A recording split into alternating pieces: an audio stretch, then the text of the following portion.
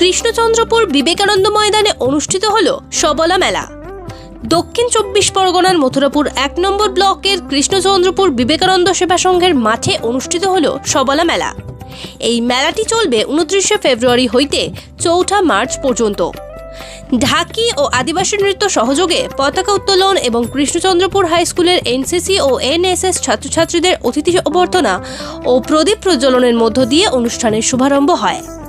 এই অনুষ্ঠানে উপস্থিত ছিলেন সুন্দরবন দপ্তর মন্ত্রী বঙ্কিমচন্দ্র হাজরা মহাশয়, নারী শিশু কল্যাণ ও ত্রাণ সমিতির কর্মাধ্যক্ষ সচিরানী লস্কর, ডায়মন্ড হারবার মহকুমা শাসক অঞ্জন ঘোষ, অতিরিক্ত জেলা শাসক অনিশ দাশগুপ্তা, সভাধিপতি নীলিমা মিস্ত্রি, রায়দিঘি বিধায়ক ডক্টর অলোক জলদাতা, মন্দিরবাজার বিধায়ক জয়দেব হালদার, পরিবহন দপ্তরের রাষ্ট্রমন্ত্রী দিলীপ মণ্ডল, দক্ষিণ 24 পরগনা জেলা শাসক সুমিত গুপ্তা ও বাপি হালদার সহ অন্যান্য ব্যক্তিবর্গগণ।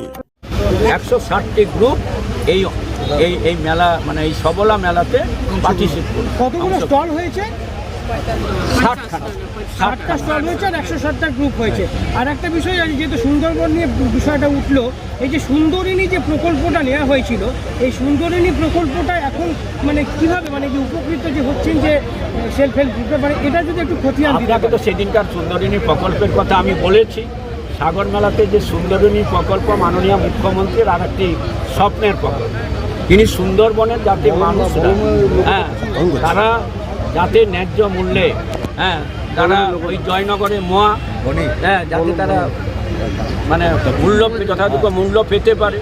এ মধু যেটা মধু কালেক্ট করা হচ্ছে এবং সেই মধু কালেকশন করা এবং গ্রাম বাংলা থেকে এক্সেপ্ট সাগর ব্লক ছাড়া ওদিকে আমাদের সমস্ত ব্লক থেকে দুধ সংগ্রহ করে আমাদের যে রুবি হসপিটালের কাছে যে আমাদের ফ্যাক্টরি রয়েছে, সে অফিস রয়েছে এবং যে আমাদের প্রোডাক্ট সেন্টার রয়েছে, সেখানে সেই দুধ থেকে বিভিন্ন ধরনের মিষ্টি তৈরি করে আমাদের শুধু পশ্চিমবাংলার শুধু আমাদের এই নয়, আমাদের ভারতবর্ষেও এগুলো আমাদের রপ্তানি হচ্ছে।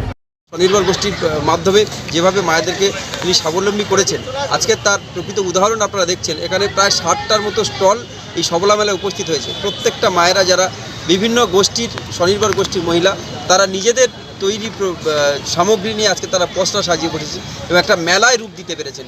এই জেলার পক্ষ থেকে একটা জেলার যে স্বনির্ভর গোষ্ঠী আছে এবং তারা যে তাদের উৎপাদিত পণ্য সেটা একটা মেলায় রূপ দেওয়া যায়, সেটা কিন্তু তারা প্রমাণ করলেন।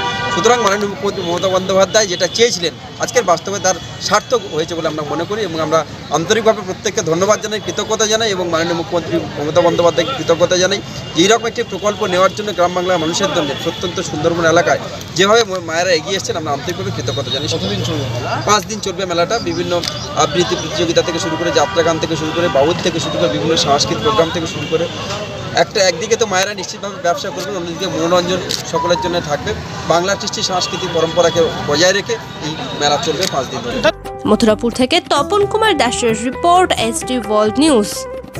নতুন খবরের আপডেট পেতে আমাদের চ্যানেলটি সাবস্ক্রাইব করুন এবং বেল আইকনটি প্রেস করুন।